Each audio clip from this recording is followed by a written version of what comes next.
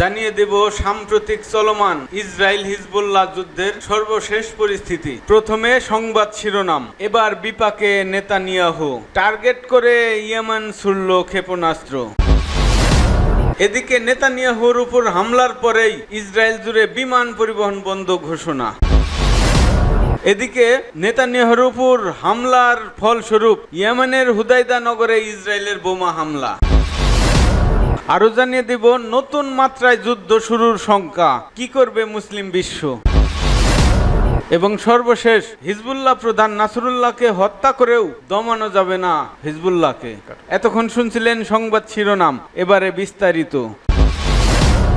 ইসরায়েলের বেন গরিয়ন বিমানবন্দরে একটি ক্ষেপণাস্ত্র নিক্ষেপ করা হয়েছে বলে জানিয়েছে ইয়েমেনের সশস্ত্র বাহিনীর মুখপাত্র ব্রিগেডিয়ার জেনারেল ইয়াহিয়া সারি। শনিবার এক বিবৃতিতে তিনি বলেন, ইয়েমেন থেকে তেল আবিবে এই বিমানবন্দরের প্যালেস্টাইন 2 নামের একটি দেশীয় ব্যালিস্টিক ক্ষেপণাস্ত্র নিক্ষেপ করা হয়েছে, যখন কিনা ইসরায়েলের অপরাধী প্রধানমন্ত্রী বেনিয়ামিন নেতানিয়াহু যুক্তরাষ্ট্র থেকে ফিরে বিমানবন্দরে পা রাখেন। বিবৃতিতে জেনারেল সারি আরো বলেন, আমরা নেতানিয়াহুর আগমনের সময় বেন গুরিয়ন বিমানবন্দরে প্যালেস্টাইন 2 ব্যালিস্টিক ক্ষেপণাস্ত্র নিক্ষেপ করেছি। তিনি আরো বলেন, শত্রুর অপরাধের জবাব দেওয়া এবং গাজা ও লেবাননের প্রতিরক্ষার জন্য প্রয়োজন অনুযায়ী উত্তেজনার মাত্রা বাড়াতে আমরা দ্বিধা করব না। জেনারেল সারি হুঁশিয়ার দিয়ে বলেন, আমাদের অভিযান তখনই বন্ধ হবে যখন গাজা ও লেবাননের বিরুদ্ধে আগ্রাসন বন্ধ হবে। এদিকে ইসরায়েলি সেনাবাহিনীর বরাতে জানানো হয় যে ইয়েমেন থেকে ছোড়া একটি ক্ষেপণাস্ত্র ইসরায়েলের কেন্দ্রস্থলে আঘাত হেনেছে। ইসরায়েলি মিডিয়া জানায়, তেল আবিবের উত্তরের 2টি অঞ্চলে সাইরেন বেজে ওঠে এবং এরপরে ওই এলাকায় বিস্ফোরণের শব্দ শোনা যায়। টাইম অফ ইসরায়েল জানিয়েছে, ইয়েমেন থেকে নিক্ষিপ্ত ব্যালিস্টিক ক্ষেপণাস্ত্র আবারও ইসরায়েলি নিয়ন্ত্রিত কেন্দ্রীয় অঞ্চলে সাইরেন বাজিয়ে দিয়েছে, তবে এতে হতাহত বা ক্ষয়ক্ষতির কোনো তথ্য জানা যায়নি।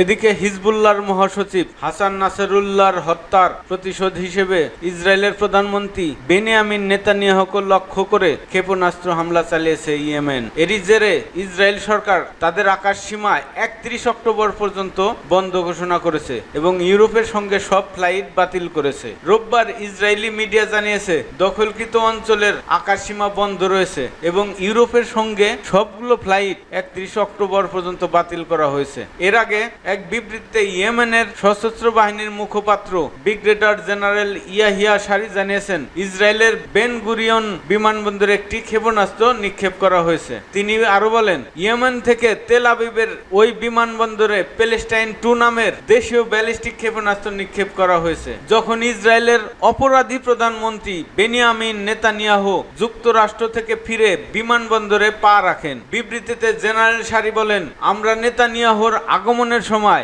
বেন গুরিয়ন বিমানবন্দরে প্যালেস্টাইন 2 ব্যালিস্টিক ক্ষেপণাস্ত্র নিক্ষেপ করেছি। হাসান নাসরুল্লাহর হত্যার বদলা হিসেবেই এই হামলা চালানো হয় বলেও জানান তিনি।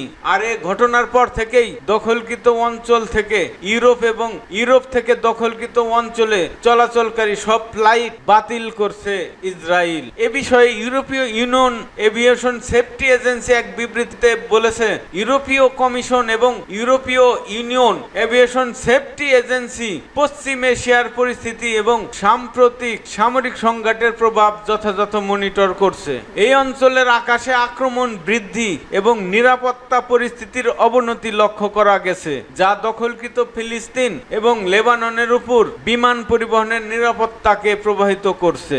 এদিকে নেতানিয়াহুর উপর আক্রমণের পর ইয়েমেনের হুদাইদা নগরে ইসরায়েলের বোমা হামলা। ইসরায়েলি বাহিনী ইয়েমেনের হুদাইদা বন্দর নগরীতে বড় ধরনের বোমা হামলা চালিয়েছে বলে বিভিন্ন গণমাধ্যম সূত্রে জানা গেছে। ইসরায়েলি গণমাধ্যম জানিয়েছে, তাদের বিমান বাহিনী রোববার ইয়েমেনে বোমা হামলা চালিয়েছে। ইয়েমেনের স্থানীয় সূত্রগুলো জানিয়েছে, ইসরায়েলি বিমান বাহিনী হুদাইদা উপকূলীয় শহরে বোমা হামলা চালিয়েছে। সামাজিক যোগাযোগ মাধ্যমে পোস্ট করা ভিডিওতে আকাশে ধোঁয়া উঠতে দেখা গেছে। ইয়েমেনি সশস্ত্র বাহিনী সম্প্রতি ইসরায়েলে 3টি ব্যালিস্টিক ক্ষেপণাস্ত্র নিক্ষেপ করার পরও ইসরায়েলি বাহিনী এ হামলা চালিয়েছে। ইসরায়েলি মিডিয়া রিপোর্টে জানা গেছে, ইসরায়েলি বাহিনীর বিমান হামলা হুদাইদা বন্দর শহরের তেল ও জ্বালানি ডিপোগুলোকে লক্ষ্য করে করা হয়েছে।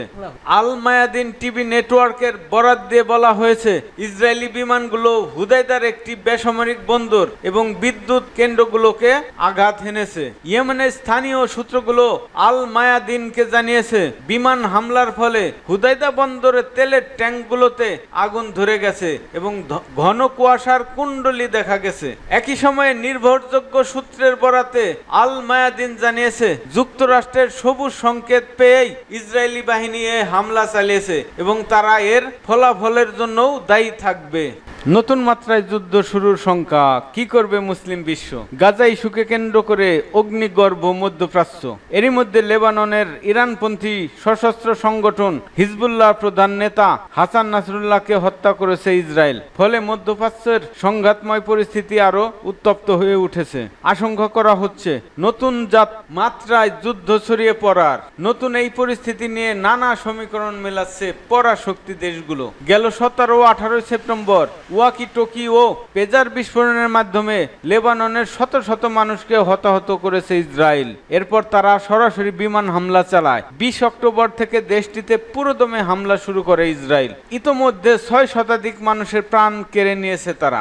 এ অবস্থায় অস্ট্রেলিয়া, কানাডা, ইউরোপীয় ইউনিয়ন সহ বিশ্বের বিভিন্ন দেশ ইসরায়েলকে সামরিক যুদ্ধবিরতির আহ্বান জানিয়েছে। তবে নেতানিয়াহুর পক্ষ থেকে বলা হয়েছে, হামলা থামবে না, চলবে। শুধু তাই নয়, দেশটিতে স্থল অভিযান পরিচালনা করার পরিকল্পনাও করছে ইসরায়েল। দেশটির একটি সরকারি সম্প্রচার মাধ্যম বলেছে, লেবাননে সম্ভাব্য স্থল অভিযানের প্রস্তুতি নিচ্ছে ইসরায়েলের সামরিক বাহিনী। টাইমস অফ ইসরায়েলের প্রতিবেদনেও বলা হয়েছে, লেবাননে স্থল অভিযান চালাতে মহড়া চালাচ্ছে সেনারা। অর্থাৎ লেবাননে মৃত্যুর সংখ্যা আরো অনেক বাড়বে। আর সহজেই বা অল্প কয়েকদিনের মধ্যেই এ যুদ্ধ থামার ইঙ্গিত নেই। এ অবস্থায় লেবানন থেকে নিজ দেশের নাগরিকদের সরিয়ে নিচ্ছে অস্ট্রেলিয়া, কানাডা, যুক্তরাষ্ট্র, যুক্তরাজ্য, পর্তুগাল সহ অনেক দেশ। এছাড়া দেশটিতে যেতে নিজ দেশের নাগরিকদের বারণ করছে চীন। এছাড়া রাশিয়া, ভারত, মালয়েশিয়া, তুরস্ক সহ আরো অনেক দেশ